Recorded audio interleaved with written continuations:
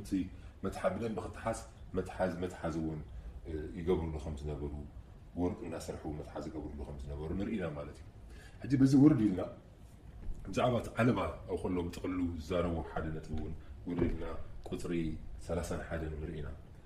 دما سماوي حبري دم صوري كيحن تفحسه لحسي انتاتي عيركا مقارجا قبر مس ببلحات تقبره كوربيل يقبر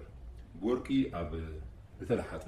تلبت مسقاغلي وركي زلو بربعة اجري برور دو زبله 4 عندي شتيم يركا سقلو نتي مقارجاها اب تحتي اتي اغلاف سقلو نتي تاوت مسكر دما ناوشتي اتي مقارجاتات اتو تاوت مسكر ناوشتي اتو اتي مقارجاها اب منغو قدست قدسانن يفليلكم اتي مقارجاها اب منغو قدست قدسانن يفليلكم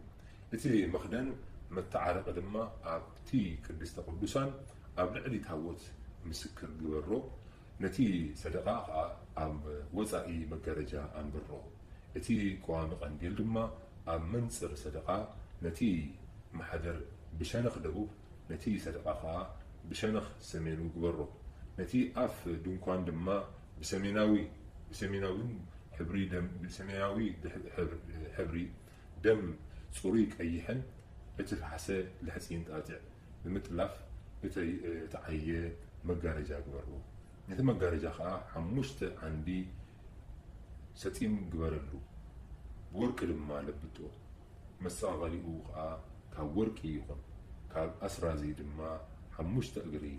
بفوسي بفسي جبرلو كأسرازي دما حمشت أجري بفسي جبرلو بلي لذي نزو كله زرزر توسخونا ما أخذ زلوا بزح حلو كنري أقول لنا مسحبنا هيك مجرجة السرار هوي مالتي المجرجة سي بالحبس بتعمي تدراريبو خمس نبره دراريبو خم تسرحه انري مالتي ازي نيت مغراجا السرارحه يو مالتي اذا انتاي زري تمغراجا سي ني فري وول تقدس سفران تقدس قدسانن امونغو سلازلو تقدس قدسان كالئ برهان ينبرو صلمات نيرو تقدس برهان زنبر اب تقدس سفرات رايير مالت نتي قوامي قنديل ورقي برهان زري اب تقدس سفرات كوينو دو مالتي تمغراجا بتعمي روجل 10 مغارجا تدراريبو من حدي بحانس تلاقيو سلازنبره او بحانس كاس سلازنبره مالتي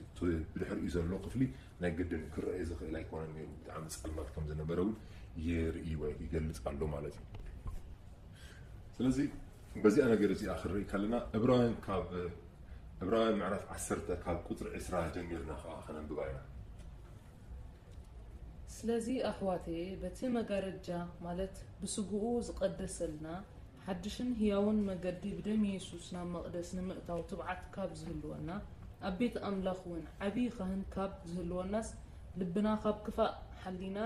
حلنا تنتيجو سجاناون بتصوري ما يتحسيبو ملؤ بسترد أنا يا أمنت بقنع لبي نقرب التصفى ذهبنا أمون إيو ما نتا أمون تو تصفنا بزي من نقنا نتنعيا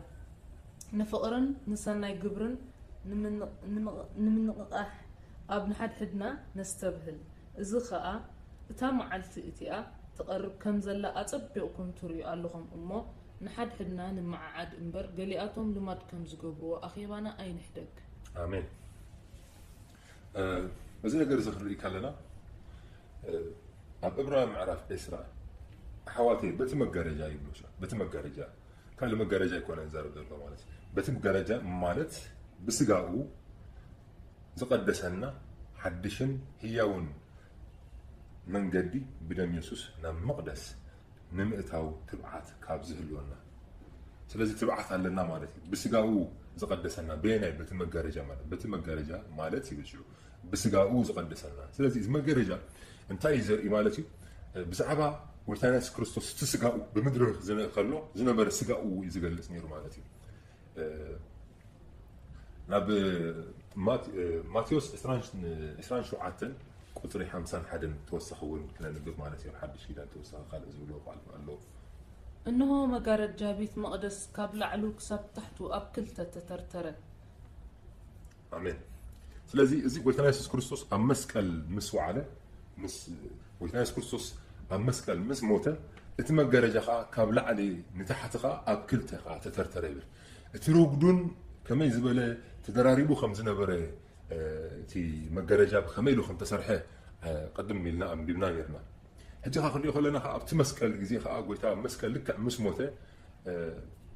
እቲ መጋረጃ ካብ ላዕሊ ካብ ታሕቲ ይኮነን ተመቂሉ እቲ መጋረጃ ነዊሕ እዩ ነይሩ ከምቲ ዘንበብናዮ ግን ካብ ላዕሊ እንታይ ይብል ካብ ላዕሊ ሰብ ክሓኩር ተዘይኮይኑ ኣይክእሎን እዩ እቲ ንውሑ ብጣዕሚ ነዊሕ ስለ ዝነበረ ቁመቱ ነዊሕ ስለ ዝነበረ ማንም ሰብ ስጋዕኡ ስኢሉ ክድይብ ኣይክእልን እዩ ነይሩ ግን እንታይ ይብል ብዓሰርተ ዓለባ ማሕደር ግበር ኢልዎ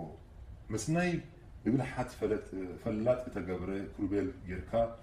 ካብ እቶት ሓሰ ንሕፂን ጣጢዕ ሰማያዊ ሕብሪ ደም ፅሩይ ቀይሕ ግበሮ ይብል ኣሎ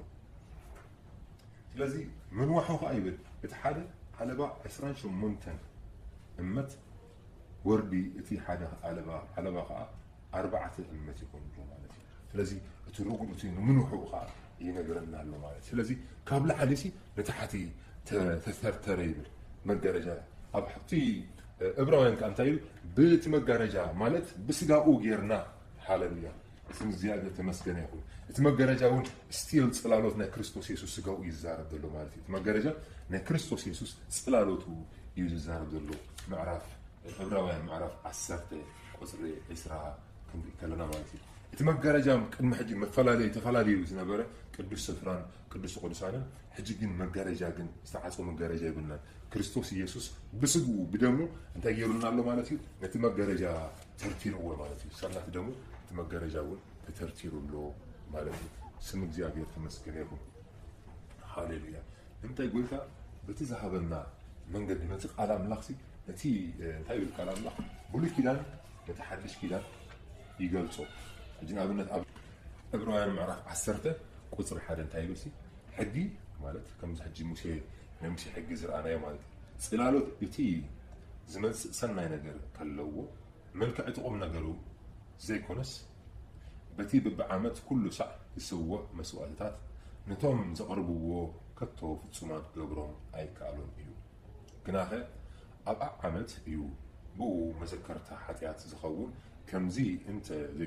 ዘይኮንስ እቶም መስዋዕቲ ዘቕርቡ ሓንሳብ ካብ ዝነጽሁ ኣብ ሕልናኦም እውን ደጊም ሓጢኣት ካብ ዘይህልዎም ካብ ምስዋዕዶ ኣይመዓረፉን ነይሮም ማለት ደም ኣብዑርን ደበዳታትን ሓጢኣት ከርሕቕ ኣይከኣሎን እዩ ስለዚ ናብ ዓለም ክኣቱ ከሎ ይብል ስጋ ኣዳለኻለይ እምበር መስዋዕቲ ሕሩርን መስዋዕቲ ብልዕን ኣየደለኻ ይብል ብዝሓርር መስዋዕትን በቲ ስለ ሓጢኣት ዝስዋዕ ባህ ኣይብለካን ሽዑ ከዓ ኣነ እንሆ ኣብቲ መፅሓፍ ብዛዕባ ይፅሑፍ እዩ ዎ ኣምላኽ ፍቓድካ ክገብር ኢለ እመፅ ኣለኹ በልኩ ይብል እዚ እታ ዋና ህዝሌና ተመጀመረ ዘላ ሕጊሲ ጽላሎት እቲ ዝመፅእ ሰናይ ነገር ከለዎ መልክዕቲ ቁም ነገሩ ዘይኮነስ በቲ በብዓመት ኩሉ ሳዕ ዝስዋዕ መስዋዕትታት ነቶም ዘቕርብዎ ከቶ ፍጹማን ክገብሮም ኣይከኣሎን እዩ ይብለና ስለዚ ሕጊ እንታይ እዩ ነቲ ጽላሎት ዝመፅእ እዩ እምበር ነቲ ዝመፅእ ዘሎ ጽላሎት እዩ እምበር እቲ ዋና ሱስ ይኮነን ጽላሎት ማለት እንታይ እዩ ሕጂ ንኣብነት ዝኾነ ብዕራይ ወይ ሰብሲ ኣብ ፈረስ ኣብ ሰረገላ ክመፅእ ክእል እዩ ኣብ ፈረስ ተፃዒኑ መፅእ እስኻ ይትሪኦን ኢኻ ብድሕሪኻ ክህሉ ይኽእል ወይ ከዓ ገለ ከዊሉካ ክኸውን ይኽእል ግን ኣብቲ መሬት ናይቲ ፀሓይ ብድሕሪኡ እንድሕር ኣላ ኣብቲ ሰብ እንታይ ትርኢ ናይ ፈረስ ሰብሲ ኣብ ፈረስ ተወቲሑ ወይ ከዓ ኣብ እንስሳ ተወቲሑ ክመፅእ ከሎ ትርኢ ማለት እዩ ነቲ ሰብ ግን መልክዑ ይትፈልጦን ኢኻ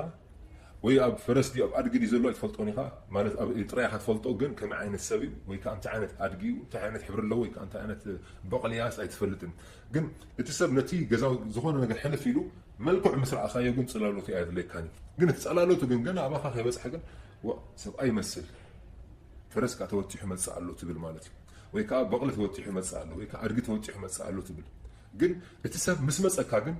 ነቲ ሰብ ገጽ ንገጽ ምስ ረኣኻዮ ወይ ስኻ ምስ ቀረብካዮ ድዩ ወይ እሱ ምስ ቀረበካ ድዩ ነቲ ሰብ ምስ ረኣኻዮ መልክዑ ግን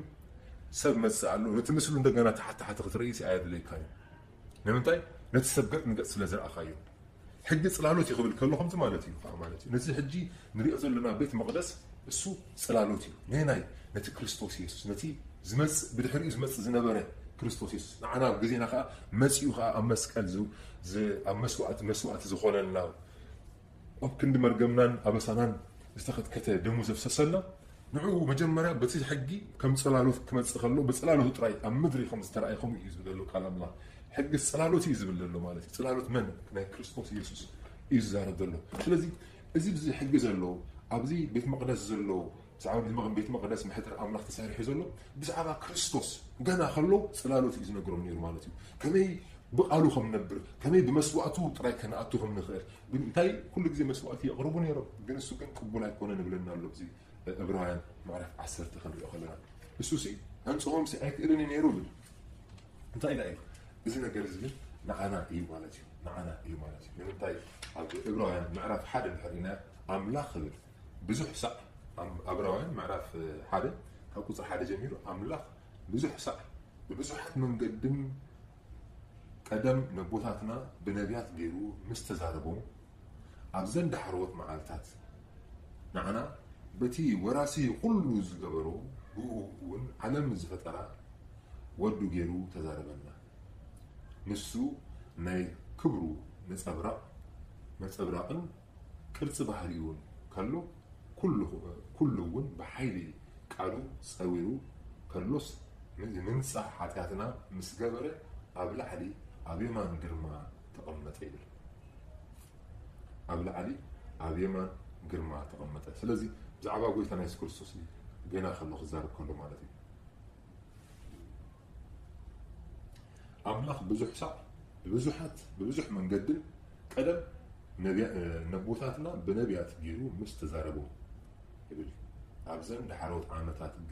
ዓመታት ንዓና በቲ ወራሲ ኩሉ ዝገበሮ ብኡ እውን ዓለም ዝፈጠረ ወዱ ገይሩ ተዛረበ ሕጂ ብወዱ ገይሩ ተዛረበና ቀደም ግን ብነቢያት ብዛዕባ ክርስቶስ ምምፃእ ዛሪብና ምስ መፀን ጎይታ መፅአ ኣለኹ ኢሉና እምበር ክመፅእ እንደገና ገና ኣይተወለድኩን ክውለድ ገና ይበለን ምስ መፅአ ጎይታና መፅኡ ማለት እዩ መንግስቲ ኣምላኽ ከዓ መፅያ ማለት እዩ መንግስቲ ኣምላኽ መፅያ ጎይታ ስሙ ተመስገነ ይኹን ስለዚ እቲ መጋረጃ ብዛዕባ ጎይታና ኢየሱስ ክርስቶስ ኣካሉ ይገልጽ ማለት እዩ ብኡ በቲ መጋረጃ ማለት በቲ ስግኡ ጌርና ንሕና ከዓ ከምዚ እዚ ከዓ ምሳሌ ዝዛረብ ማለት እዩ ኣብ ማቴዎስ 27:51 ጀሚሩ ከዓ 51 ከዓ እንታይ ይብል እቲ መጋረጃ ጎይታ ልክዕ ትንፋሱ ምስ ሓለፈት ማለት እዩ ኣብ መስቀል ከሎ እቲ መጋረጃ ምስ ሞተ ጎይታ ኣብ መስቀል ከሎሲ እቲ መጋረጃ ከዓ ካብ ላዕሊ ንታሕቲ ተተርተረ ይብል ምስ ተተርተረ እንታይ ዘርኢ ማለት እዩ ቅዱስ ስፍራን ቅዱስ ቅዱሳንን እንታይ ይብሉን መፈላለይ ዝነበሩ መጋረጃ የለን ማለት እዩ መፈላለይ ዝነበረ መጋረጃ ከዓ ንምንታይ ከዓ ተኣልዩ ጎይታና ኢየሱስ ክርስቶስ ብስግኡ በትግርፋቱ በትናቱ መከራ ብሞቱ ከዓ እዚና ከዓ ንዓና ከዓ ይእትዩና ማለት እዩ እና እግዚኣብሔር ኣምላኽና ኣቦ ኢልና ክንፅውዖ መሰል ሂቡና ማለት እዩ እቲ መጋረጃ መጀመርያ ዝተፈልየ እንታይ እዩ ህላውነት ኣምላኽ ወዲ ሰብ ህላውነት ኣምላኽ ክርኢ እሞ ክነብር ስለዘይክእል እዩ እግዚኣብሔር ንምንታይ መጋረጃ ገይርዎ ንምንታይ ህዝቢ ሰባት ኣብኡ ዝነበሩ ካህናት ከማንሲ ንእግዚኣብሔር ሪኦም ከይሞቱ ህላውነት እግዚኣብሔር ሪኦም ምእንቲ ከይሞቱ እግዚኣብሔር መጋረጃ ገይሩ ማለት እዩ እቲ በቲ መጋረጃ ከዓ ከዊልዎ ከምቲ እግዚኣብሔር ንሙሴ ክብርኻ ርኤኒ ግርማኻ ርኤኒ ኢልዎ ሙሴ ንእግዚኣብሔር ንዓይ ርኢኻ ከዓ ብሂወት ክትነብር ኣይትኽእልኒ ኢኻ ኢልዎ ግን ኢልዎ በዛ ከውሒ እዚኣ ተኸወነ እሞ ድሓር ብድሕሪ ክትርእየኒ ኢኻ ኢልዎ ማለት እዩ ጎይታ ይመስገን ነቲ መጋረጃ በቲ መጋረጃ ነቲ ቤት መቅደስ ነቲ ቅዱስ ቅዱሳን ይርእይዎ ነይሮም እዮም ግን ሓለፋ ግን ነቲ ውሽጡ ዘሎ ክብሪ ግን ክርእይዎ ምእንቲ ከይርእይዎ ምእንቲ ከይጠፍኡ ከዓ እግዚኣብሔር ነዚ ከዓ ሓጊዝዎም ማለት እዩ ነዚ ከዓ ሓጊዞም ከምዚ ይመስለኩም ኣብ ኤክስሬይ ናይ ኤክስሬይ ኤክስፐርታት እንታይ ይብሉ ኤክስሬይ ኩሉ ግዜ ንሰባት ስለ ዘርዩ ወይ ከዓ ናይ ስንኻ ኤክስሬይ ወይ ከዓ ራጅ ክትረኣይ ከለኻ ኣብ ካለ ህቡኻ ወይ መሸፈንታ ገለ ካልእ ነገር ይገብሩልካ ሽዑ ወይ ትድቅስ ንሕራብ ከብድኻ ወይ ገለ ኮይኑ ኤክስሬይ ከዓ ትረኣይ ማለት እዩ ኩሉ ግዜ ኣብኡ ስለ ዘለው እሳቶም ግን ምኽዋል ይገብሩ ምእንቲ ከይጎድኦም ብሓንሳብ ነቲ ሕሙም ሓንቲ ጥራያ ክጎድኦ ይክእልኒ ግን ነቶም ኣብኡ ዝውዕሉ ግን ክጎድኦም ስለ ዝኽእል ክርሕቕ ኢሎም ነቲ ራጂ ይስእልዎ ማለት እዩ ስለዚ ጎድኦም ራጂ ሕማቕ ኮይኑ ከይኮነ ራጂ ክገልፀሎም እዮም ደልዮም ግን ንሳቶም ግን ድሕር ኩሉ ግዜ ኣብ ትራጂ ድሕር ነብሶም ኤክስፖዝ ገይሮም ድሕር ኩሉ ግዜ እቲ ኤክስሬይ ካሃስዮም ስለ ዝኽእል ትራጂ ካሃስዮም ስለ ዝኽእል ነዊሕ ግዜ ከምኡ ከዓ ርሕቕ ኢሎም ከዓ ነትራጂ ገብሩ ስለዚ ብከምዚ ከዓ ክንሪኦ እዚኣ ምሳሌ ዝቐርብ ዘለኹ ናይ ራጂ ኤክስፐርት ኮይነ ከይኮንኩስ ግን ኣብዚ ናይ መጋረጃ ዝገበረሎም እግዚኣብሔር ንእግዚኣብሔር ክርእይዎ እግዚኣብሔር ድሌት እዩ ግን ድሕሪኦሞ ግን ብሂወት ስለ ዘይነብሩ እግዚኣብሔር ከውሊ ገይሩሎም ማለት እዩ ምእንቲ ብሂወት ክነብሩ ንምንታይ ገና ክርስቶስ የሱስ ናብ ምድሪ ስለ ዘይመፀ ንክርስቶስ የሱስ ምስ መፀ ግን ንመስዋዕቲ ኢሉ ስለ ዝመፀ ንዓና ኢሉ ስለ ዝመፀ ከዓ ኣብ መስዋዕቲ ምስ በዓሉ ከዓ እቲ መጋረጃ ከዓ እቲ መቕለ ደጊምሲ ጎይታ ኣብ ኩሉ ዝርከብ ኮይኑ ኣብ ቤት መቕደስ ኣብ እስራኤል ኣብ ኢየሩሳሌም ከይኮነ ኣብ ኩሉ ዝርከብ ኣምላኽ ኮይኑልና ማለት እዩ ስለዚ መጋረጃ ዝተመቕለ መጋረጃ ካብ ላዕሊ ታሕቲ ከዓ ተቐደ ይብል እግዚኣብሔር ስሙ ተመስገነ ይኹን መጋረጃ ከዓ ካብ ላዕሊ ንታሕቲ ተቐደ በቲ ስግኡ ከዓ በቲ ኣካሉ በቲ ግርፋቱ ከዓ ንዓና ከዓ ምሰቦ ዘተዓረቀና ምሰቦ ዘተዓረቅ ማለት እዩ ከይተዓረቅካ ብሰላም ክትከይድ ኣይትኽእል ኢኻ እንኳይ እግዚኣብሔር ምስ ህዝቡ ሲ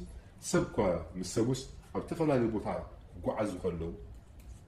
መንገዲ መከራ ኮይኑ ዋላ ፅቡቅ መንገዲ ክኸዱ ከለዉ ብሓንሳ ኣይከድኖም ንድሕር ዘይፋተው ኮይኖም ስእሊ እንድሕር ነይርዎም መጀመርያ ዕርቂ ክገብሩ ኣለዎም ብሓንሳ ክጓዓዙ ክተሓጋገዙ ክእሉ እንድሕር ኮይኖም ስለዚ እንኳይ እግዚኣብሔር ሰብ ከማ ድሕር ምስ ሓደ ጉዳይ እንድሕር ኣለዎ መጀመርያ ክተዓረቕ ኣለዎ ሓደ ክኾኑ ክቀራረቡ ከሉ ዝምድና ክህልዎም ቅርርብ ክህልዎም ምስ እግዚኣብሔር ኣምላኽናን ኣቦናን ከዓ ቅርርብ ክህልወና ክርስቶስ የሱስ እቲ መፈላለዩ ነገር ምስ ኣልዓለ ዕርቂ ምስ ገበረ ንእግዚኣብሔር ኣምላኽና ኣባ ኣቦ ኢልና ክንፅውዖ ኣቦና እግዚኣብሔር ኣቦ ክንብል ክኢልና ማለት እዩ ስለዚ በዚ ነገር እዚ እንታይ የርእየና ማለት እዩ ናብ እግዚኣብሔር ኣምላኽና ተኺልና ክንቀርብ ከም ንኽእል እግዚኣብሔር ኣቦ ብወድኻ ብኢየሱስ ክርስቶስ ስም ናባኻ ይቐርብ ኣለኹ ብወድኻ ብክርስቶስ ኢየሱስ ስም ናባኻ ይቐርብ ኣለኹ ጸሎተይ ይስምዓኒ ንብሎ ኣቦይ ነቦይ ብስመይ ዝጸለኹሞ ዘበለ እዩ ብስመይ ዝጸለኹሞ ዘበለ ክምልሰልኩም እዩ ዝለመንኩሞ ዘበለስ ክምልሰልኩም እዩ ስለ ዝብለና ማለት እዩ ኣብ ደስ ዝብል ቃል እዚ ናይ ዮሃንስ ወንጌል ዮሃንስ ምዕራፍ 4 ጎይታ ነታ ሰማራዊት ሰበይቲ ነታ ሰማራዊት ሰበይቲ ዝተዛረባ ቃል ኣብዚ እንታይ ይብል ሲ ኣምላኽ መንፈስ እዩ እቶም ዝሰግድሉ ድማ ብመንፈስን ብሓቅን ክሰግድሉ ይግብኦም ይብል ዋላ ልዕል ኢልና ቅድም ኢልና ንድሕር ኣንቢብናዮ እንታይ ይብል ካብ 21 ምዕራፍ 4 ቁፅሪ 21 ክነንብብ ከለና ኢየሱስ በላ ኣንተ ሰበይቲ ኣብዚ ኸረን እዚ ወይስ ኣብ ኢየሩሳሌም ነቦ ዘይትሰግዱላ ግዜ ከም እትመፅእ እመንኒ ንስኻትኩም ዘይትፈልጥዎ ኢኹም ትሰግዱ ንሕና ግና ምድሓን ካብ ኣይሁድ እዩ እሞ ንፈልጦ ኢና ንሰግድ ኣምላኽ መንፈስ እዩ ኢልዋ እቶም ዝሰግድሉ ድማ መንፈስን ብሓቅን ክሰግድሉ ይግብኦም ኣቦ ከምዚ ዝበሉ ሰገድቲ እዩ ዝደሊ እሞ እቶም ናይ ሓቂ ሰገድቲ ነቦ ብመንፈስን ብሓቅን ይሰግድሉ ሰዓት ክትመፅእ እያ ንሳ ከዓ ሕጂ እያ ኢልዋ ማለት እዩ ስለዚ እዚ ቤት መቕደስ ድሓር እውን ብናይ ሰሎም ዝሰርሖ እዚ ሕጂ ዝረኣናዮ ሙሴ ክሰርሑ ምስ ሰርሑ እዩ ማለት እዩ ሙሴ ብረኣይ ምስ ተቐበሎ እዩ ድሓር ከማንሲ እቲ ቤት መቕደስ ጎይታ ኣብቲ ዝነበረሉ ግዜ ቤት መቕደስ ነይሩ ግን ቤት መቕደስ ከም ዝፈርስ ተዛሪብዎም እዩ ብሓደ መዓልቲ ፍሪሱ ሳልሰ መዓልቲ ከም ዝሃንፁ ማለት እዩ እንታይ እዩ ዝብል ዘሎ እቲ ስርዓት ስለ ዝፍፅሞ ኣነሲ ስለ ዝፍፅሞስ እዚ ስርዓት እዚ ኣድልየኒ ኢየሩሳሌም ድሕሪ ጅስ ክትከዲ ኣድልክን ኢልዎ ማለት እዩ ዋላ ክትከዲ ተደሊኺ ንኢየሩሳሌም ዘይክድየለሉ ግዜ መፅእ ኣላ ሕጂ ከዓ መፅእ ኣላ ንሕና ከዓ ጎይታና ኢየሱስ ክርስቶስ ተመስገነ ይኹን እሱ ከዓ እንታይ በቲ መረዳእታ እንታይ ኣለና ኣብ ዘለናዮ ኮይንና ኣብ ዝኾነ ብህንፃ ዝድረት ኣምላኽ ስለዘይኮነ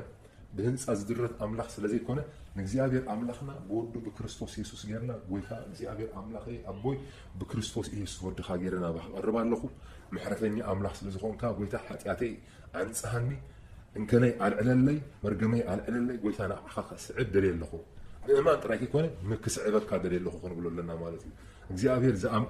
ኣምነካ ጥራይ ክንብሎ ከይኮንና ክንስዕቦ ስለ ዝደልየና እዩ ማለት እዩ ብኩሉ በቲ ቅዱስ ዝኾነ መንገዱ በቲ ቃሉ በቲ ዝመሃረና ቃሉ ጌርና ብኡ እንዳመሰልናዮን እንዳሰዓብናዮን ክንመፅእ እግዚኣብሔር ድሌቱ እዩ እሞ ብኡ ከዓ ክንመላለስ ከዓ የድልየናይ ማለት ስለዚ እግዚኣብሔር ቀረባ እዩ መጋረጃ ዝተቐደሉ ዘመን ኢና ዘለና ማለት ናይ ፀጋ ዘመን ንብሎ ማለት እዩ ብነፃ ከምኡ ብምእማንና ማለት እዩ ንድሕነሉ ዝኣመነ ይብል ዝተጠመቐን ክድሕን እዩ ስለ ዝብል ቃል ኣምላኽ سبا يكونكم زبله قال املاح غويتا يخم يلو مالتي زامنن تطمقن كدحني تزي امنا خا كخنني زبل تخنني خا ناي زل عالم سلا زخونه ابز مدر زي نبز ابز مدراوي خونه ابتناي منغست املاح وتا ابتناي زل عالم سلا زخونه كمز يلو خا غويتا خمز ابرهالنا خمز زاربنا خا نريالنا سلازي እግዚአብሔር ይحግዘና ኩሉ መደባትና ኩሉ ነገራትና እግዚአብሔር ይደግፈና እንታይ እዚ ምሳሌያዊ ዝኾነ ነገር ጎይታና ብዙ ተፈላለየ ነገር ስለዚ መሃርና በነቢያት ገይሩ ስለዚ መሃርና በሙሴ ገይሩ ስለዚ መሃርና እግዚአብሔር አምላክ ስሙ ተመስገን ይሁን ብዛዕባ እቲ ቅዱሳን ዘሎ ክንዘራረብ ኢና ግን ቅድሚኡ ግን ቁርብ ጽምቁም ብዝበለ ሳማራይስ ገበሩ ወይ ከዓ ክደግሞ ዝደለኹ እንታይ ቤት መቅደስ አጸደ ቅድምታውካ ዘሎ ካንሸለሉ ወይ ከዓ ሓጹር ኣሎ ማለት እዩ ሓጹር ኩሉ ተሸፈነ ኮይኑ ኣብ መንጎ እቲ ህዝብን ኣብ መንጎ እቲ ካልእ ደቂ ይሁዳን ማለት ደቂ ይሁዳውያንን ወይ ከዓ እስራኤላውያንን ኣብ መንጎ እቲ አጸደ እቲ ናይ ቤት መቅደስ ዘለው ሌዋውያን ነብሩ ኢልና እቶም ካልኦት ግን ብየማን ሰለስተ ብድሕሪት ሰለስተ ብጎኒ ሰለስተ ንፀጋም ሰለስተ ፊት ንፊት እቲ مأتو خا سلسته خا علو سلست كلهم خا عسرتو كلت نجدات يقبرهم إذا ما عسرت قلت نجدات كا مسوي عنيروهم كلهم بسلسته خا يسوي عنيرو أنت مسوي عم كا نايسل في مسوي عمي نايسل في مسوي عمي نعبنت زابلون يهودان إساكورن بأن بس يسمين يرم أبتي سلفهم كا أبكني تسلفت يميرم نوج خدو خلوا كل جزء دحرتاوت كينو مجمرة زوفرو زنبرو مجمع بكلمة كينو زخدو زنبرو ولا كقعزو خلوا مجمرة ثم أنبسا اسمه يوم مالتي زابلون يهودا إساكور بقوم خاصة عليه كريستوس يسوع لا يهودا أنبسا بزبل سمك از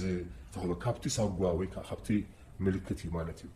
سمك زي هذا تمسكين يكون بتكون خا اتي أسيرن دانن نفتالي منك بنسري يسفلتون يرم نسلف خدو خلوا بخمو يمزفلتو أبتي قعزو كاب إسرائيل كاب بحر مسجرو بحر إرترا مسجرو نبكن عن خدو خلون سلفومون سالس كال أي سالسين دبلو خامو بنيامين إفريم مناسين كاب بمعري يمسلون يرم كم خا أبتي كال درجة حزم بتوسخا سمعون روبيلن قادن كا بسب ما يسم ملك زحزون يرم مالتي من الوقت كم زخبل كله مسرع يوحنس تحسكم وبزحت كلو تليكم من طيب توم ملأختي كروبيلن توم كروبيلات أو زوريا زيابير توم سرافيلن توم أبو زوريا زيابير زنبرو ملكعهم كم زرقي مالتي نزعقو كنا نبقينا قل زيابير سرعة زلو بسرعة دخيل أملاخي أجي سرعة زيرلو أنا برا تزهلو ميرو كم درنا يمكن نقول مقبرهم إنت السلالفة نسلفهم نوقف سلفوا خلون سرعة غير لهم يرو لمنتاي يهودا ويكا زابلون يهودا إساكورن كل جزء مبزحته جزء أو زمرحو سلزنور أو جعزو كل جزء متي بيت مقدس كله توم لواوين عاطفهم أمبيرهم تشكيمهم ونكال خلو زمرحو زنورو زابلون يهودا إساكورن بأن بس مثل يفلتون يرم مالتهم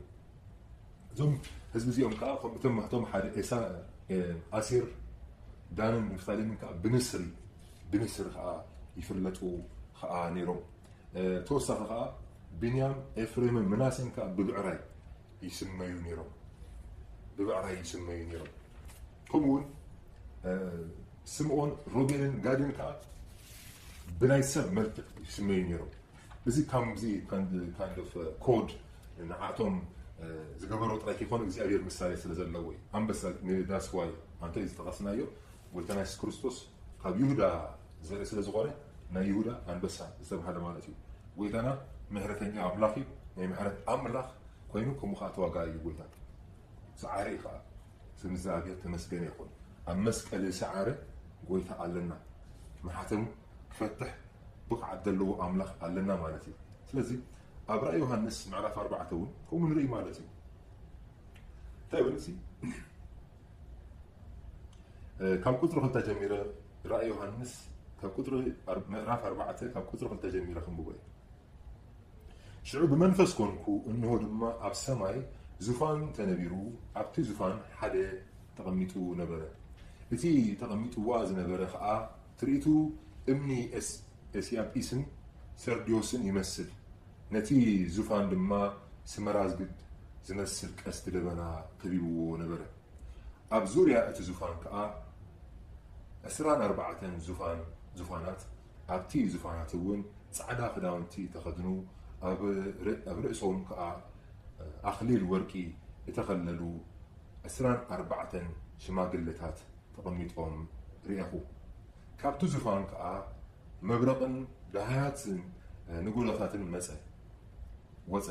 ኣብ ቅድሚ እቲ ዙፋን ከዓ 7 መብራህቲ ሓዊ ይነድድ ነበረ ይብል ንሳቶም እቶም 7 መናፍስቲ ኣምላኽ እዮም ኣብ ቅድሚ እቲ ዙፋን ድማ ከም መብረቕ መረፅን ዝኾነ ክሪስታል ዝመስል ኣሎ ብቕድሚቶም ብድሕሪቶምን ይዕንቲ ዝመልኦም 4 እንስሳ እውን ኣብ ማእኸል እቲ ዙፋንን ኣብ ዙርያ እቲ ዙፋንን ኣለዉ እቲ ቀዳማይ እንስሳ ከዓ ኣንበሳ ይመስል እቲ ካልኣይ እንስሳ ድማ ብዕራይ ይመስል እቲ ሳልሳይ እንስሳ ከዓ ከም ገጽ ሰብ ይመስል እቲ ሳልሳይ እንስሳ ከዓ ከም ገጽ ሰብ ዝመስል ገጽ ኣለዎ እቲ ራብዓይ እንስሳ ዝነፍር ንስሪ እዩ ዝመስል ይብል እቶም 4 እንስሳ ድማ ነፍሲ ወከፎም 6 ክንፊ ኣለዎም ብዙርያኦም ብውሽጦምን ከዓ ይዕንቲ መሊእዎም እዩ ለይትን መዓልትን ከይቋረፁ ድማ እቲ ዝነበረን ዘሎን ዝመጽእን ኩሉ ዝከኣሎ እግዚአብሔር ኣምላኽ ቅዱስ ቅዱስ ቅዱስ እዩ ይብሉ ይብል እቶም እንስሳ ነቲ ኣብ ዙፋን ተቐመጠ ንዘለዓለም ዓለም ህያው ኮይኑ ዝነብር ክብርን ስብሓትን ምስጋናን ክህብዎ ከለዉ እቶም 14 ሽማግለታት ኣብ ቅድሚ እቲ ኣብ ዙፋን ተቐሚጡ ዘሎ ፍግም ኢሎም ወጎይታና ኣምላኽናን ንብዘሎ ንስኻ ፈጢርካዮ ስለ ፍቓድካ እውን ኮይኑን ተፈጢሩን እዩ እሞ ንስኻ ክብርን ስብሓትን ስልጣንን ንምውሳድ ብቑዒኻ እናበሉ ነቲ ንዘለዓለም ዓለም ህያው ዝኾነ ኮይኑ ዝነብር እናሰገዱ ኣኽሊላቶም ናብ ቅድሚ እቲ ዙፋን ይድርብዩ ኣለዉ ይብል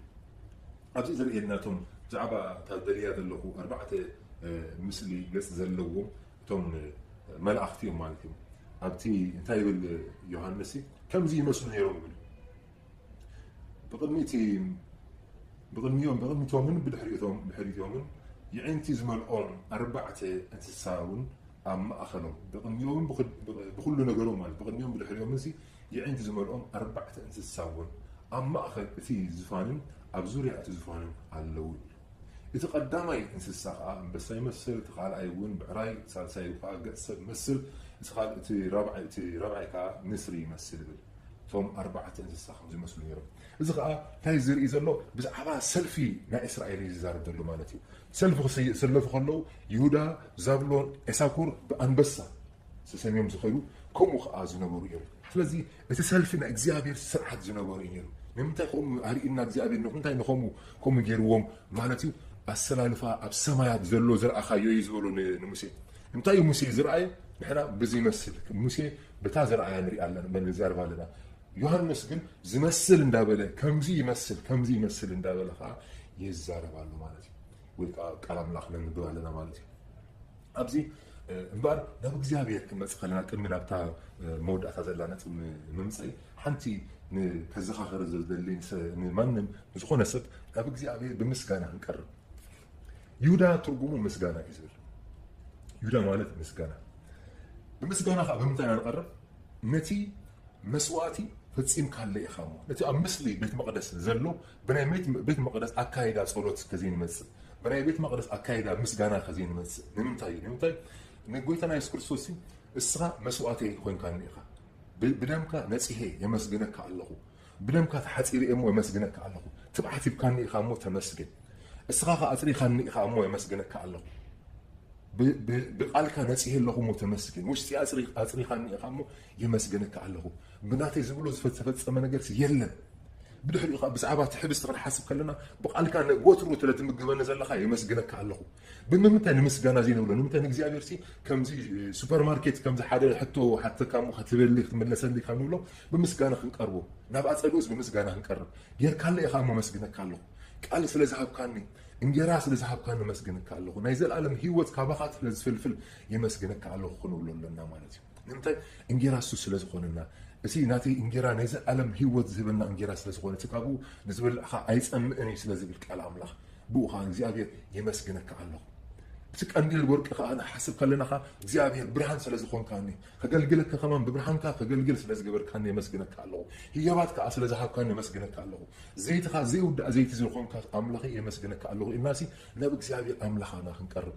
ጸሎተይ ትሰምዕ ኣምላኽ ኢኻ ንብሎ እቲ ዕጣነይ እውን ትሰምዕ ኣምላኽ ሰላ ክርስቶስ ኢየሱስ ዕጣነይ ይስማዕ ስለዝኾነ የመስግነካ ኣለኹ እንዳበልና ብስጋኻ ብናትካ መስዋዕትኻ ምስ እግዚኣብሔር ኣቦይሲ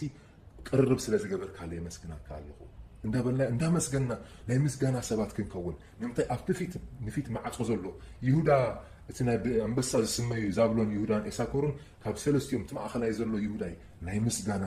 ሰባት ናይ ብምስጋና ዝእተው ቤት መቅደስ ማለት እዩ እና ኣብ ቅድሚኦም ኣብ ማእኸል ስለዝነበሩ ናብ እግዚኣብሔር በቲ ዝገበረልና ነቲ ናይ ዘለኣለም ህይወት ስለዝሃበና ነቲ ዝገበረና ነቲ አንቶይ ኩል ብዙሕ ግዜ ዘርዘርናዮ ብመጋረጃኻ ኣቲኻኒ ኢኻ እሞ ነቲ መጋረጃ ከይከብደኒ ቀዲድካለ ኢኻ እሞ የመስግነካ ኣለኹ ሊቀ ካህን ንስኻ ስለዝኾንካኒ የመስግነካ ኣለኹ ሓንሳ ንሓዋሩ ኣቲኻስ ንዓይካ ኣቲኻኒ ኢኻ እሞ የመስግነካ ኣለኹ እንዳበልና ናይ ምስጋና ሰባት ክንከውን እግዚኣብሔር ብምስጋና ዝርከብ ኣምላኽ ኣብ ምስጋና እቶም ቅዱሳን ከዓ ይነብር እግዚአብሔር ኣምላኽ ኣብ ምስጋና ቅዱሳን ከዓ ዝነብር ኣምላኽ ስለዝኾነ እና ካብኡ ተልዓለ እግዚአብሔር ንሙሴሲ ኣብ ማእኸሎም ክነብር ሲል ኣብ ማእኸሎም እዩ ደልዩ ማለት እዩ እግዚአብሔር ሕጂ እውን ኣብ ማእኸልካ ክነብር ነፍሲ ወከፍና እስኻትኩም መሕደሪ ኣምላኽ ምዃንኩም ኣይትፈልጡን ኢኹም ስለዝብለና ቃል ኣምላኽ ማለት እዩ ኣብ ማእኸልና ክነብር ማለት በዝኻ ካልኣይ ከዓ ክንሕዞ ዘለና እንታይ ኩሉ ዓብላላይ ክኸውን ከም ዘለዎ እግዚአብሔር ዓብላላይ ናይ ህይወት እዩ እግዚአብሔር ከምቲ ናይቲ ግእዝ ቋንቋ እግዚአብሔር ኣምላኽ እዩ ኣምላኽ ዝብል ቃል ከዓ ካብ መለኸ ዝብል ቃል እዩ ዝወፅእ መለኸ እሱ ዝመልከኒ ኣምላኽ ዲ ያለ ብዙሓት እኮ ኣምላኽ ዝብልዎም ነገራት ኣለዉ እዮም ቡዲስት እውን ኣምላኽ እዮም ዝብሎም ንዖም ዘምልኽዎ ንሕና እቲ ናህና ኣምላኽ ናይ ኣብርሃም ኣምላኽን ናይ ኢሳቅ ኣምላኽን ያዕቆብ ኣምላኽ እስራኤል እሱስ ንዓይሲ መላኸየ ድዩ ይመልከኒ ድዩ እግዚኣብሔር ኪድ ምስ በለኒ ኸይድ ደ ይቕረበል ምስ በለኒ ይብል ደ መላኸየ ድዩ ንዓይ ተዘይኮነስ ኣምላኽ ኢለ ክፅውዖ ከመይ ክእል ኣለኹ ማለት እዩ ስለዚ ሓጢኣት ንገብር ንጋገል ሰባት ኢና ግን ክንምለስ እዩ እግዚኣብሔር ደልየና ፍፁማን ዘይምዃንና ፈልጠና እዩ ግን እግዚኣብሔር ኣምላኽ ቀልጢፍና ክንምለስ ከዓ ካብኡ ከይንርሐቕካ ብሓጢኣት ከይንመላለስ እውን ስለዝዛረበና እግዚኣብሔር ኣምላኽ ስለዚ ብኡ በቲ ምስጋና ኩሉ ግዜ እንዳኣኸና ኣምላኽ እስኻ ገዝኣኒ ክንብሎ ዘይተገዝአ ህይወትና ኣብ ህይወትና ውሽጢ ኩሉ ዘይተገዝአ ንሕር ኣለና ፈረድቲ ንሕር ኮይና ከሰስቲ ኮይና ኣብ ሓሚት ንሕር ኣለና ኣብ ኣዮና ፍፁማት ንሕር ዘይኮንና ኣብ ቅድሚ ኣምላኽ ቀሪብና እግዚኣብሔር እዚ ድኻም ኣለኒ ሞ ኣልዕለለይ ክንብሎ ኣለና ማለት እዩ እግዚአብሔር ኣምላኽ እዚ ድኻም ኣለኒ ሞ ኣልዕለለይ ስለዚ ብምስጋና እንዳቀረብና ናብ እግዚአብሔር ክንቀርብ መስዋዕትና ቅቡል ዝኸውን ቅኑዓት ምስ ንኸውን ብቕንዕና እግዚአብሔር ድኽመት ኣለኒ ዋላ ነስብሎ ከለናስ እግዚአብሔር ኩሉ ዝፈልጥ ስለዝኾነ ንሕና ግን ኮንፈስ ክንገብሮ ወይ ከዓ ክንዘረቦ ይደሊ እዩ እግዚአብሔር ስለዚ ካህናት ዝገበረና ስለዝኾነ ኣብቲ ቅዱሳን ከማን ዝእትወና እዩ ኣብዚኣ ኣብ ተወሰኸ ነገር ክዛረባ ዝደሊ ኣሮን ወይ ደቁ ወይ ካልኦት ካህናት እውን ወይ ሊቀ ካህናት እውን ብድሕሪኡ ዝነበሩ ግዲኦም ዝበፅሖም ናብቲ ኣፀደ ኣትዉ ከለዉ ቅድሚ መስዋዕቲ ምግባሮም ምፍፃሞም እቲ ሒዞምዎ ዘለው ገንሸል መስዋዕቲ ዝኸውን ዋላ ምሕፃቦም ኣብ ውሽጦም ዘለዎም ናቶም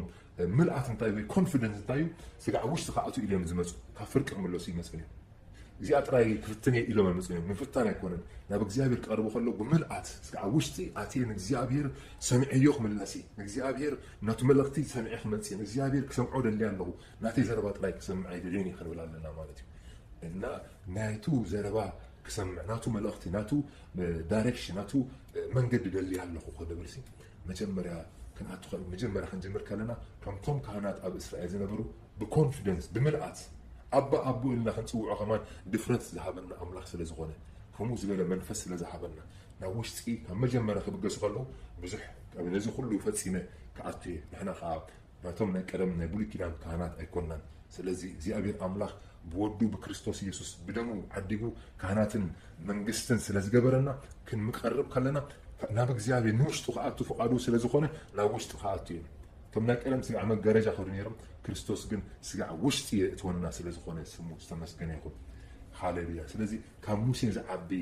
እግዚኣብሔር ኣምላኽ ካብ ሙሴ ዝዓቢ ስለ ዝኾነ ጎይታና ካብ ሙሴ ዝዓቢ ንዓኹም እኮ ዝመገበኩም ማና ዝሃበኩም ይብለና ድሓር ክንሪኦ ኢና ሙሴ እኮ ኣይኮነን ኣቦ እዩ ማና ዝሃበኩም ኢልዎ ስለዚ እዚኣ ኣእምሮና ንሓስ በዚኣ ኸ ናብታ ካልእቲ ናብታ ካልእ ነጥቢ ከዓ ክንርኢና ማለት እዩ ስም እግዚኣብሔር ተመስገነ ይኹን እምበር ብዛዕባ እዚ መጋረጃ ምስ ስለ ዝወዳእና ብዛዕባ እቲ ኣብቲ ቅዱስ ስፍራ እንታይ ኣሎ ንምንታይ ኣብዚ ቅዱስ ስፍራ ዘሎ ኣብቲ ድንኳን ደጋጊመ ከም ዝበልክዎ ኣብቲ ድንኳን ምርኻብ ኣብ ክልተ ዝተመቐለ ከሎ እቲ ሓደ ቅዱስ ስፍራ እቲ ካልኣይ ከዓ ቅድስተ ቅዱሳን ተባሂሉ ይፅዋዕ ቅዱስ ስፍራን ቅዱስ ቅዱሳን ከዓ ብመጋረጃ ይፍለ እዛ መወዳእታ ዝበልናያ ዝገለፅናያ መብርሂ ከዓ ብዛዕባ መጋረጃ ከዓ መብርሂ ገይረ ነይረ ተወሳኺ ሕጂ ኣበይ ማለት እዩ ኣብቲ ቅዱስ ስፍራ ቅዱስ ቅዱሳን ዘሎ ስፍራ ብዛዕባኡ ከዓ ቃል ኣምላኽ እንታይ ይብል ክንርኢና ማለት እዩ ኣብኡ ከዓ ዘፀአት ምዕራፍ 25 ካብ ቁፅሪ 10 ስጋዕ 20 ዘላኻ ከነንብባ ኢና ማለት እዩ ታቦት ድማ ካብ ዕንጨይቲ ሽጢም ይግበሩ ምንዋሑ ክልተ እመትን ፈርቓን ምግፋሑ ከዓ እመትን ፈርቓን ምብራኹ እውን እመትን ፈርቓን ይኹን ብፁሩይ ወርቂ ከዓ ለብጦ ውሽጡን ግዳሙን ለብጦ ናዕላዩ ከዓ ብዙርያኡ ኣኽሊል ወርቂ ግበረሉ ኣርባዕተ ቀለቤት ወርቂ ኣፍሲስካ ድማ ኣብ ኣርባዕቲኡ እግሩ ግበር ክልተ ቀለቤት ብሓደ ሸነኹ ክልተ ቀለቤት ከዓ ብኻልኣይ ሸነኹ ካብ ዕንጨይቲ ሽጢም መሰላታት ግበር እሞ ብወርቂ ለብጦ እቲ ታቦት ብኡ ምእንተ ክፅወርሲ ነቲ መሰላታት ናብቲ ኣብ ጎቦታት ታቦት ዘሎ ቀላብቲ ኣእትዎ እቲ መሰላታት ኣብቲ ቀላብቲ ታቦት ይቀመጥ እምበር ካብኡ ኣይምፃእ ነቲ ኣነ ዝህበካ ምስክር ኣብቲ ታቦት ከተንብሮ ኢኻ መኽደን መተዓረቐ ድማ ካብ ፅሩይ ወርቂ ግበር ምንዋሑ ክልተ እመትን ፈርቓን ምግፋሑ ከዓ እመትን ፈርቓን ይኹን ክልተ ኪሩቤል ድማ ካብ ወርቂ ክትገብር ኢኻ ቀጥቂጥካ ትሰርሖም እሞ ኣብ መኽደን መተዓረቒ ኣብ ክልተ ወሰኑ ትገብሮም ሓደ ኪሩቤል ኣብ ሓደ ወሰን ካልኣይ ኪሩቤል ከዓ ኣብቲ ካልኣይ ወሰን ግበሮም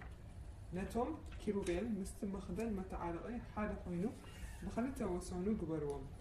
እቶም ኪሩቤል ከዓ ንሓድሕዶም ገጽ ንገጽ መሊሶም ኣኽናፎም ልዕል ኣቢሎም ይዘርግሑ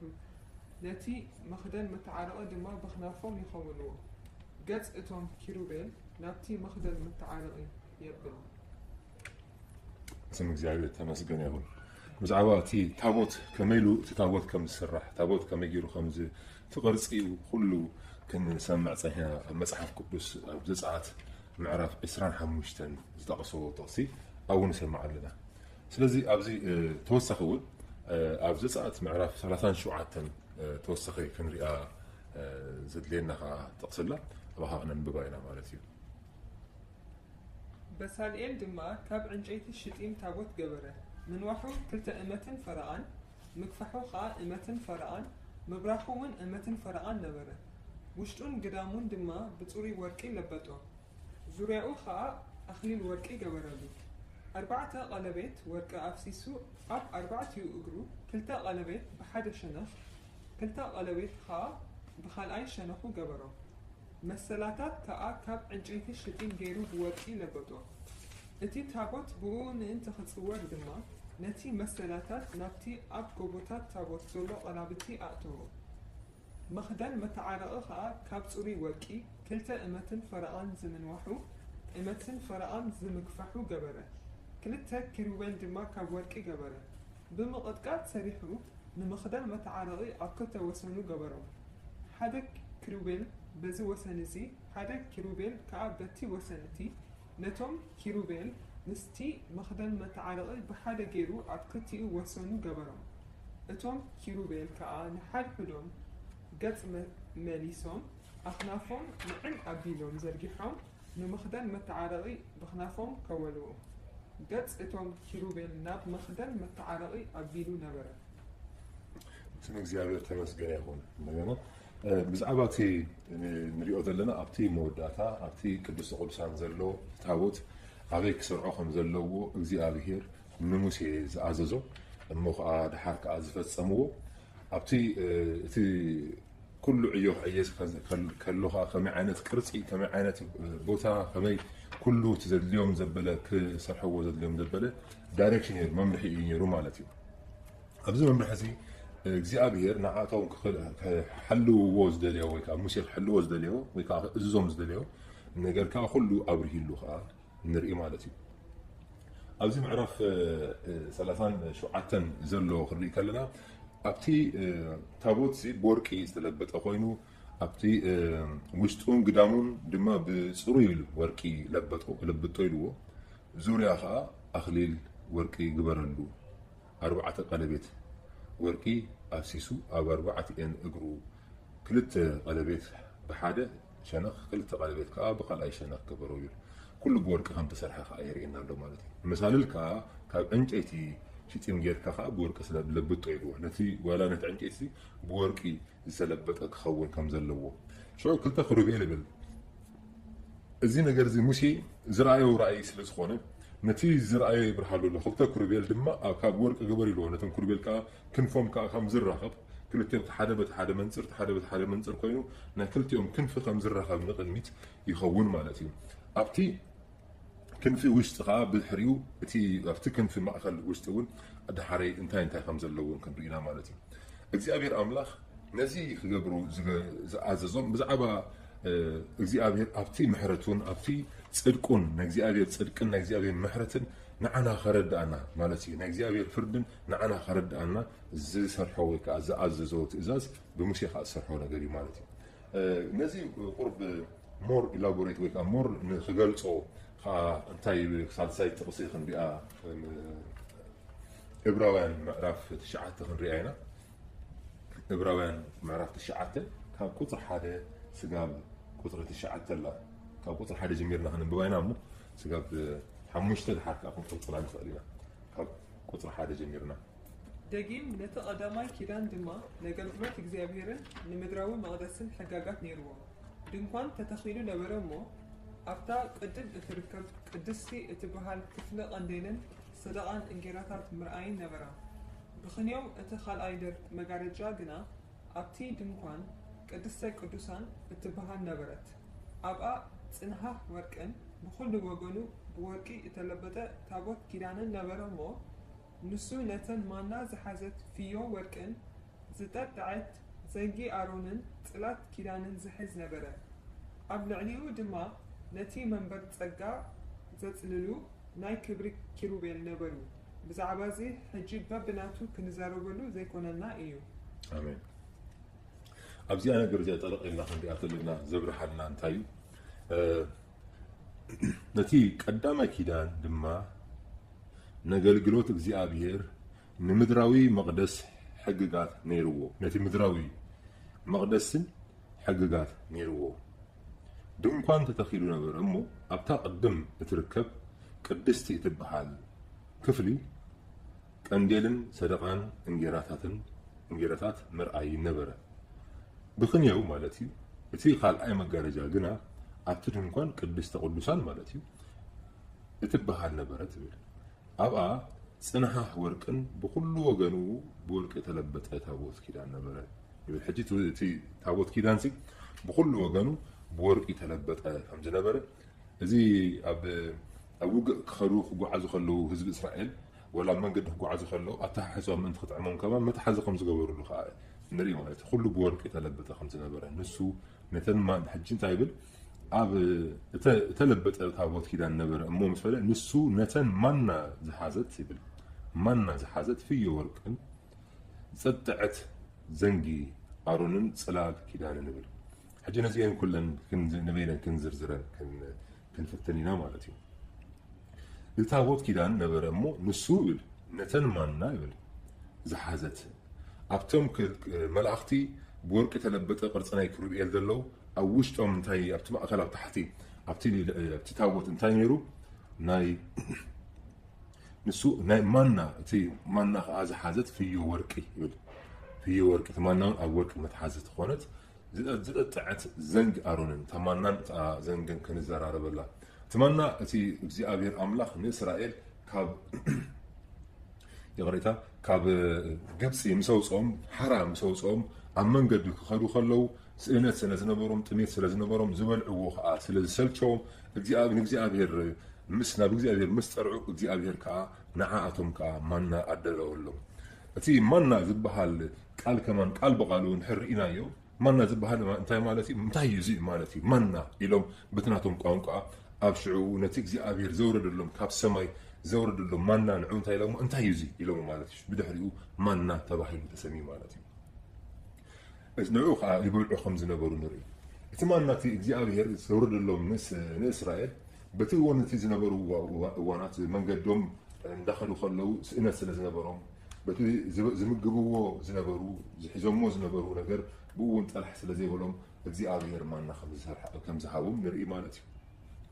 زماننا زرئي اغزيابير نعاتهم كسرحو كدالو زهابهم አይኮንም እዚ ተዳልዩ ዝነበረ ኦልሬዲ እትሰብሲ አልዒሉ ክበልዑ ጥራይ እግዚአብሔር ንዓቶም ዝሃቦም ሓላፍነት ብድሕሪኡ እንታይ እግዚአብሔር ኩሉ ዝተሰርሐ ነገር ሂብዎም ብድሕሪኡ እሳቶም አልዒሎም ንክበልዑ ጥራይ እግዚአብሔር ንዓቶም ዝበሎም ናብ ዘፀአት ምዕራፍ 16 ክንከይድና ብዛዕባ እዚ ጥቕሲ ትዛረብ ዘፀአት ምዕራፍ 16 ካብ ቁፅሪ 1 ስጋብ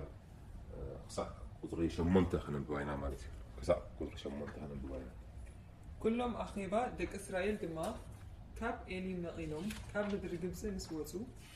أب كال إيتي ورحي أب مبر 15 معلفي أب مونغو إلي من سينان ناب زلا برخا سين مزو كلهم أخيبا دك إسرائيل دما أب تبرخا نويسين أرونن أجروم رومولون دك إسرائيل كا إتا أبطغا قرع سجا كوف إنا እንጀራ ክሳዕ እንፀግብ ክንበላዕ ከለና ብኢድ እግዚአብሔር ኣብ ምድሪ ግብፂ እንተ ንመውት መን መሃበና ንስኻትኩም ነዚ ኩሉ ኣኼባ ብጥሜት ክትቆትሉ ናብ በረኻ ኣውፃእኩምና በለዎም ሽዑ እግዚአብሔር ንሙሴ በሎ እንሆ ኣነ ካብ ሰማይ እንጀራ ከዝንመልኩም እየ እቶም ህዝቢ ብሕገይ ዝኸዱ እንተኾኑ ወይስ እንተዘይኮኑ ምእንቲ ፍትኖም ሲ እናወፁ ነንመዓልቱ ዘድሊ ይእረዩ ክኸውን ድማ እዩ ብሳትሰይቲ መዓልቲ ከዳልዉ ዘምፅዎ ነቲ ነንመዓልቲ ዝኣርይዎ ከዕበቱ ይኹን ሙሴን ኣሮንን ድማ ንኩሎም ደቂ እስራኤል እግዚአብሔር ካብ ምድሪ ግብፂ ከም ዘውፅኣኩም ምሸት ክትፈልጡ ኢኹም ብጊሓት ከዓ ክብሪ እግዚአብሔር ክትርእዩ ኢኹም እቲ ንእግዚአብሔር ምጉርምረምኩም ሰሚዕዎ እዩ እሞ نأنا أتجرم رومناس نحنا انتهى إنا بلوم موسى دما إزي إكزيابير مشات سجان المبلع بجهات كأ إنجران نمسجاب نأخذكم بمهابو إيو سخون إكزيابير إتي زجرم روم كملو مجرم رام سمعوا إيو أمه نحنا انتهى إنا نكزيابير إخوم إنبر نأنا أيكم كمن زجرم روم كمنا بلا آمين أبزيا بزعبة تماما خزرزر سلازدلو خيو زوم حزبي انتاي ديلم ابت منقدي خلو اب قصي اب برنت خلو نمسين نارونن انتاي بلوم اب قبص خلنا محشنا او እግዚአብሔር ተዘቀተለ الناس محشنا نيرو ይልጎ مالتي انتاي زرسعو مالتي مغرامرام زبلوم انتاي زرسعو كبرنت كم زوصوم كم مكره كم زوصوم باركاتم نيرم اب تحتي فرعون باريا خوينم እንዳነበሩ እንዳተገዙ እንዳተጨቆኑ ከነበሩ ከለው ንዕኡ ካብኡ ኸምጾም ከለው ሙሴሲ እሳቶም ነዚ ሪዮምሲ ከመስግኑ ዝግብኦም ናበይ ከይዶም ናብ እግዚአብሔር ከጉርምሩ ጀሚሮም ሽዑ ሙሴ ከምኡ ከም ዝበልዎ ከምኡ ዘጉርምሮሙ ንርኢ ማለት እዩ ሕጂ ከማን ኣብ ህይወትሲ እግዚአብሔር ካብ ዝነበረና ህይወት ካብ ዝነበረና ናይ ጥፍኣት ህይወት ወላ ናይ እግዚአብሔር ዘይኽብር ቅዱስ ዘይኮነ ህይወት እግዚአብሔር ክፈልየና ኢሉ መንገዲ ምሰወፃና ገሊና መንገዲ ኣምላኽ ጀሚርናስ መንገዲ ኣምላኽ ክስዕብ ክንብል ከለና እቲ ሓደ ነገር ብዘይ ምርካብ ብዛዕባ ምግቢ ስለ ዘይብለየና ክነግሮም ንኽእል ኢና ማለት እዩ በዚ ወይ ከማን ክዛረቦ ዝደሊ እንታይ እዩ ብሰንኪ ምግቢሲ ኣብ ልዕሊ እግዚአብሔር ክንዛረብሲ ኣድላይ ኣይኮነን ብምስኣናስ እግዚአብሔር موسى إن الله إلا نملاس كبيت ካብ መንገዲ ናይ እግዚኣብሔር ሲ ናብ እንደገና ናብቲ ዝነበርክዎ ናብ ጥፍኣት መንገዲ ንክመለስ ዝናፍቀሉ ወይ ከዓ ዝደልየሉ መንገዲ የብለይ ማለት ከምኡ ክገብር የብልና ንዑ ከዓ ምጉሩ ምራም ይብሎ ማለት እዩ እስራኤል ካብ ግብፂ ዝወፂኦም ክንሶም ካብ ግብፂ ውፅይዎም ከለውስ እቲ ምጉሩ ምራሞም ከዓ ኣብቲ ሰብ ገቡ ገሊእ ሰብ ንጎይታ ኣነስ ንኣምላኸይ ክስዕቦ ደልየለኹ ክብል መፀንሕ ዝኾነ ነገር ይሰምዕ ከምዚ መፅሓፍ ቅዱስ ስለ ዝመሃሩኻስ ከምዚ ክትኸውን ኢኻ ብምስምዑ እንታይ ይብል እዎ ኣነስ ምናልባት እዚ ፅቡቅ እንታይ ኣነስ ኣይደሊኒ እዚ ከዓ ስኢነኻ ኣለኹ ንብል መንገዲ ኣምላኽ ኩሉ ግዜ ኩሉ ሶፍቲ ወይ ከዓ ሉስሉስ እዩ ማለት ኣይኮነን ንእግዚኣብሔር ክትስዕቦ ከለኻ እቲ ናትካ ዘለካ እቲ ሕማቕ ዝኾነ ልምዲ ወይ ከዓ ነቲ ዘየድሊ ንእግዚኣብሔር ዘየኽብር ዘሎ ኣካይዳኻ ንዑ ክትገድፎ ንዑ ክትፀልኦም ክትገድፎም ክትጅመር ኣለካ ኣብቲ ብሂወትካ ምጭምርባር ወይ ምጥፍፋእ እንድሕር ነይሩካ ንዑ ክትገድፎ ክትፀልኦ ከዓ ክትጅመር ኣለካ ባዕልኻ እንዳፀላኸ ፀልኦ እየ ክትብል ኣለካ እግዚኣብሔር ኣይትፈትዎን ኢኻ እሞ ኣነ ከዓ ኣይፈትዎን እየ ክትብል ኣለካ ተዘይ ኮይኑ ኣብ መንገዱ ጀሚርካ እግዚኣብሔር ናብ እግዚኣብሔር ክስዕብ ኢልካ ጀሚርካስ ድሓረ ስለዚ ሰኣንኩ ኢልካ ከዓ ናብቲ ዝነበረካ ናይ ቀደም ሂወት ንኽትመለስ ምምናዩ ከማንዚ ምጉሩ ምራም ኣብ ልዕሊ እግዚኣብሔር እዩ ማለት እዩ ንምንታይ እግዚኣብሔር ክንስዕቦ መዓዲ ስለ ዝረኸብና ኣይኮናን እግዚኣብሔር ንስዕቦ ናይ ዘለዓለም ሂወት ስለ ዝሃበና እዩ ማለት ኣብዚ ምድሪ ንነብር ኣለና ግን ኣብቲ ናይ ዘለዓለም ሂወት ግን ምስ ጎይታ ክንከውን ስለ ዝደልየና ማለት እዩ ኣብዚ ምድሪ ግን ከማንም ሰብ ንእግዚኣብሔር ዝፈልጥ ድዩ ዘይፈልጥ ኣብዚ ምድሪ እንድሕር ሰሪሕኻ ትበልዕ ንዘይ ሰሪሕኻ ከዓ ፅምካ ከም ትኸውን ማለት እዩ ኣብ ተፈላለየ ነገር በዚ እዋን እዚ ክዛረቦ ዘሊ ንእግዚኣብሔር ዘገልግሉ ሰባት ወይ ከዓ ቃል ኣምላኽ ዝምህሩ ሰባት ብዘይ ስራሕ ክነብሩ ኣለዎም ከይሰርሑ ክነብሩ ኣለዎም ዝብል ነገር የለን ንምንታይ እዩ እግዚኣብሔር እሶም ድሕር ሙሉእ ግዜኦም ድሕር ዝሕልፉ ኣለዉ ናይ ግድን ማለት ንወንጌል ዝኸውን ብንዓቶም ከዓ ሰብሲ ብመንገዲ ናይ ግድን መኣዲ ክረክብ ኣለዎ እንተኾነ ግን እናሰርሕኻ ክትነብር እግዚኣብሔር ኣምላኽ ፍቓዱ እዩ ብፍላይ ኣገልግሎት እንድሕር ዘይጥዕመካ ኮይኑ ኣገልግሎት እናሰርሕኻ ከለኻ ምግቢ ነገር እንድሕር ዘይትረክብ ኣለኻ ወይ ናይ ግድን እናሰርሕኻ እንዳፍረኻ ንዓኻ ክትከውን ንኻልኦት ከዓ ክትከውን ከዓ ፅቡቕ እዩ ንወንጌል ክንህብ መባእ ክንህብ ከለና ንወንጌል ክወሃብ ዘለዎ ካልእ ከዓ መባእ ክንህብ ከለና ነቶም ምእንቲ ድኻታት ከይዝርከቡ ከምቲ ኣብ ሓድሽ ኪዳን ዝገብርዎ ሕጉሳት ወሃብቲ ኮይንና ክንህብ ፅቡቕ እዩ ግን ንሕና ከዓ ናይ ስራሕ ሰባት ናይ ዕዮ ሰባት ኮይንና ከዓ ክንመላለስ ከዓ ብጣዕሚ ዘድሊ እዩ ማለት እዩ በዚ ከዓ ሽዑ እግዚኣብሔር ንሙሴ በሎ ይብል እንሆ ኣነ ካብ ሰማይ እንጌራ ከዘንብ ይብል እግዚኣብሔር ንማና ክህቡ ወይ ከዓ ካብ ሰማይ እንጌራ ከዘንብ እዩ ዝብል በቲ እንግሊሽ I will send bread from heaven ይብል እግዚኣብሔር ማና ማለት ማኣዲ ባኒ ማለት ቅጫስ ካብ ሰማይ ከውርደሎም ይብሎ ሕጂ እግዚኣብሔር እንጌራ ካብ ሰማይ ከዝንበልኩም እየ ክብሎም ከሎ እዚ ካብቲ ምጉሩ ምራሞም ተለዓለ እዩ ማለት እዩ ካብ ምጉሩ ምራሞም ተለዓለ ንእግዚኣብሔር ሰኣምን ወይ ክእሉ እንዲኦም ኣብኡ ሙማት መሓሸና ኢሎሞ ብሰንኪ እንጌራስ ክትመውት ንምምናይካሲ ሎሚ ጥሚኻ ወይ ከዓ ሎሚ ስለ ዘይረኸብካ ከምኡ ክትብል ኣይግባእካን እዩ ካልኦት ከማንሲ ምግቢ ኮነ ኢርዎም እስራኤል ግን እቲ ምግቢ ሰልችዎም ከዓ ከምኡ ከዓ ዘጉረምረሙ ኢሉ ከዓ ንርኢ ኢና ማለት እዩ ኣብዚ ሽዑ እግዚኣብሔር ንሙሴ ከዓ እንሆ ካብ ሰማይ እንጌራ ከዝንበልኩም እየ እቶም ህዝቢ ብሕገይ ዝኸዱ እንትኾኑ ወይስ እንተዘይኮኑስ ምእንቲ ክፍትኖምሲ እናወፁ ንመዓልቲ ዘድልዮም ይረኣዩ ማለት ብስስዓ ክወስዱ ይብሎም ነታ መዓልቲ ተድልዮም ይመገቡ ይብሎም ሕጂ እዚ ናይ ዝማና መሰረት እዚ ማለት እዩ ምስ ሃቦም ከዓ እዚ ከዓ እንታይ ኢሎም ተዛሪቦም ማለት እዮም እስራኤላውያን እዚ ከዓ እንታይ ናደሊና ማለት እስራኤላውያን ኣብ ኢዶም ማና ሒዞም ከለዉ በቲ ዘበኖም ገሊእ እዋን ሽጉርቲ ናይ ግብፂ ዝምነዮም ነይሮም ሽጉርቲ ናይ ግብፂ ዝምነይሉ ዘመን ግን ነይርዎም እዩ ግን እግዚኣብሔር ኣብዚ ብዛዕባ ናይ ማና ዝዛረበና እንታይ እዩ ኣብቲ ታቦት ማለት እዩ ኣብቲ ታቦት ኣብ ማእኸል እቲ ኣብ መንጎ እቶም ኩሩቤላት ዝነበረ እቲ ሓደ ማና ስለ ዝነበረ ኢና ሕጂ ንዛረብ ዘለና እቲ ሓደ ማና ስለ ዝነበረ እቲ ማና ከዓ ብወርቂ ብፍዮ ወርቂ ከዓ ተጠጣዐት ሶሪ እቲ ማና ከዓ ዝሓዘት ፍዮ ወርቂ ነበረ ትብል ተኻሊእቲ ከዓ ተጠጣዐት ዘንጊ ኣሮንን ፀላት ኪዳን ዝሕዝ ነበረ ይብል ሕጂ እታ ማና እንታይ ዘርኢ ዘሎ ማለት እዩ እግዚኣብሔር ብናቱ ድሌት ዝህቦ ማለት እዩ ከመይ ማለት እዩ እግዚኣብሔር ምግላፅ ክበካ ከለዉ እስኻ ብናትካ ፃዕሪ ዘይኮነ ከም مصحف قدس من باب كتنبب إخا مصحف قدس ركب إخا كتصنع لك تصنع له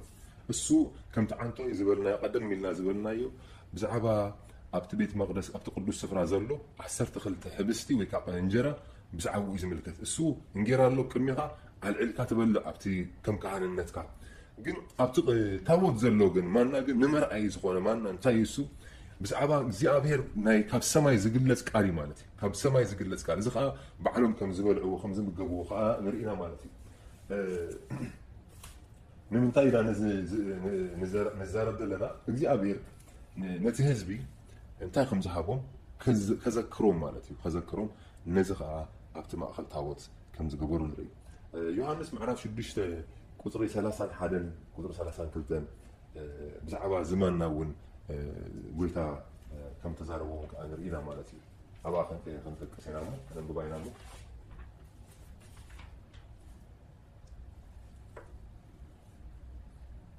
معرفش دشت قطري 30 حدا أبوتاتنا كمتي كبلعو كاب سماي إنجيرا هبهم زبل تزحفة أبرخا مانا بلعو بلو شعو يسوس اتي كاب سماي زورت نعلمون هيوت زهبنا أملاخ إنجيرا إيه أمو نتي إنجيرا حقي كاب سماي زهبكم أبو ينبر نتي إنجيرا اتي كاب سماي زهبكم سي موسى كم زي فلا بحقي إبلكم الله بلو وردي لنا كمان تنبه بينا شعور نساتهم قويتاي اتي إنجيرا اتخذ كل ساعة منا بلو يسوس بلو إنجيرا هيوت آني إيه ناباي زمت أيتأمن بأي زأمن كأ كتو أيتأمن إيو جناخي كم تزبالكم إيو ريخو منس أي أمنكم منن آمين. انتهي بالله ويتاسي بزعبة تمنى يذكروا ماله. بزعبة تمنى يذكروا ماله.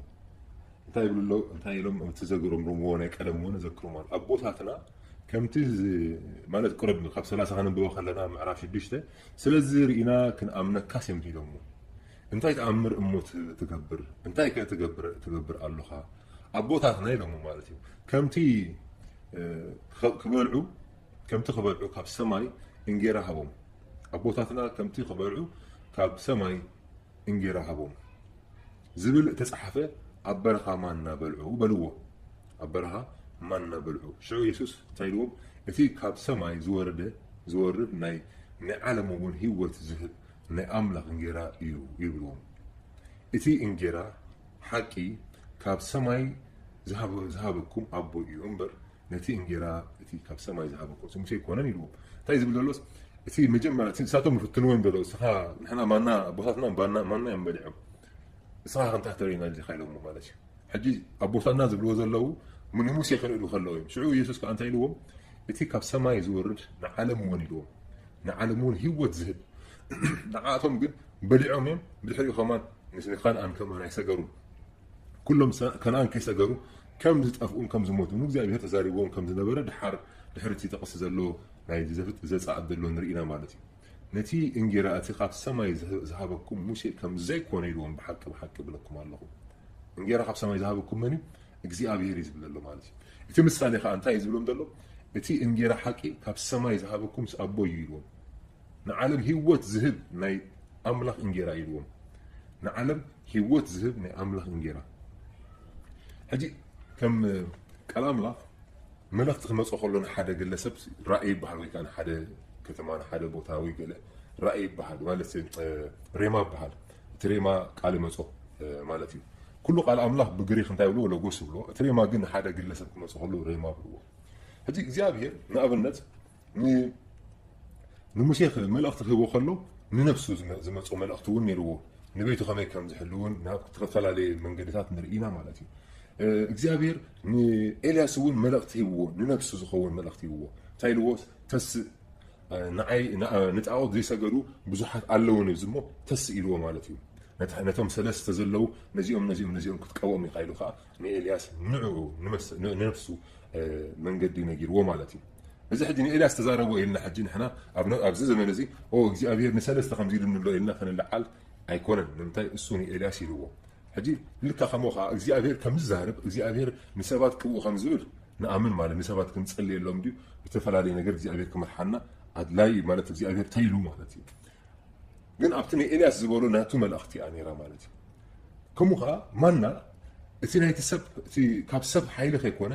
እግዚኣብሔር ባዕሉ ዘዳልዎ ማለት ከምቶም ካህናት መኣዲ ኣዳልዮም ዝበልዕዎ ዝነበሩ ከምኡ ከይኮነ ተዳልዎ ነገር ካብ ሰማይ ዝተወድአ ነገር ዝተዛዘመ ነገር ምግቢ ክበልዑ እግዚኣብሔር ካብ ሰማይ ማና ኣዝነበሎም ማለት እዩ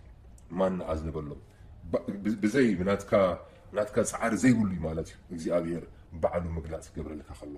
ከምቲ ሙሴ እውን ብዙሕ ብናቱ ከይኮነ እግዚኣብሔር ዝገለፀለይ ስለ ዝብል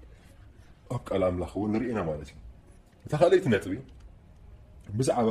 እታ ዝጠጥዐት ይብል እታ ዝጠጥዐት ዘንጊ ኣሮን እታ ዝጠጥዐት ዘንጊ ኣሮን ዘንጊ ኣሮን ምስ ከመይ ማለት በትሪ ከም ዝነበረቶ እታ ዘንጊኡ ከዓ እቶም ንኣሮን ዝቃወሙ ሰባት ምስ መፁ ናይ ኩሎም ዘንጊ